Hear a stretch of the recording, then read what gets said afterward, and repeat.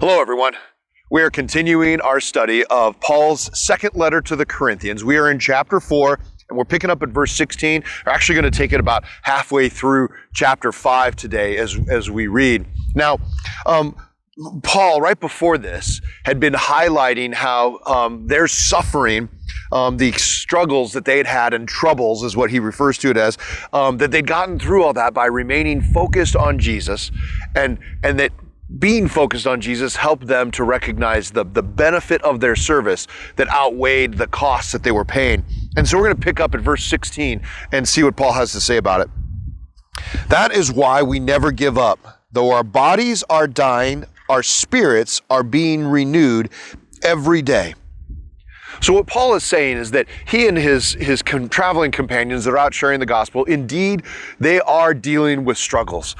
They are suffering for it, and it's taking a physical toll on them, but they're renewed constantly and strengthened by God's presence in their lives. And then he wants to emphasize that it is really all about the perspective. Listen to this as we continue at verse 17. For our present troubles are small and won't last very long, yet they produce for us a glory that vastly outweighs them and will last forever. So we don't look at the troubles we can see now. Rather, we fix our gaze on things that cannot be seen. For the things we see now will soon be gone, but the things we cannot see will last forever.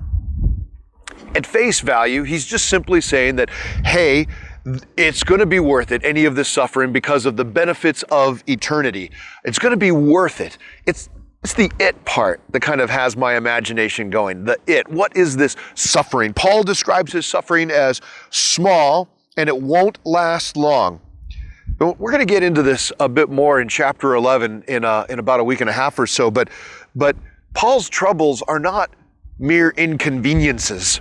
It's not like he's complaining about how he got a blister walking the roads of Asia, or that while writing this letter he got a paper cut, or maybe worse yet, when last time he visited Ephesus he was forced to rent a subcompact Kia. No, Paul's list of troubles is a bit more significant. Just to name some of them, we're talking multiple floggings, imprisonments, beatings, stonings, storms at sea, shipwrecks, robbers, street gangs, traitors, starvation, and sleeplessness, to name just a few. And these are the physical stresses. We're not even thinking about the spiritual and emotional stress that's gone with all of these journeys, the interactions and the painful relationships, the struggles he's had to try to bring the good news to people that he loves dearly. Gosh, and all of these to him seem minor and temporary when you put it in perspective of the eternal blessing and glory that God's going to give to each of us. Now, as you continue reading and get into the first 10 verses of chapter 5, really you get this kind of description of what eternity might look like, because our current situation is going to be replaced by something. But in any case, whether it is our here and now and the suffering that we're dealing with in the here and now, or it's whatever this new body and new creation is going to look like, there's one thing that needs to be guiding us no matter what. And that is that we keep our eyes fixed on pleasing God, not out of some holy obligation, but because God loves us that much and we just want to love him back. And when we really think about it, God loves us so much that he sends his son for our sake to experience suffering worse than anything any of us here are dealing with. And that's the kind of freedom that we get from that kind of sacrifice. Now, here's the deal. I don't want to minimize anybody's struggles right now. We have troubles in our lives, and those things are real and they can be overwhelming. What the Apostle Paul is trying to do here is help us to keep our struggles in perspective of the much bigger picture. And that bigger picture is eternity, and it is glorious. As we face our struggles today, if we hold on to that perspective, it transforms our hearts.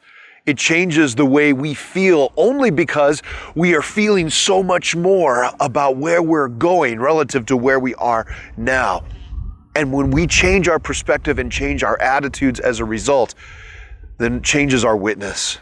and we become beacons of hope in the midst of the darkness, even the same darkness that is closing in on us. We get to shine the light of God's love in that because we keep our gaze fixed on Him. So go and be that bright and shining light. If these devotional videos are helpful to you, subscribe to our channel and click the notification button so you know when we post a new video. And of course, please share them with others.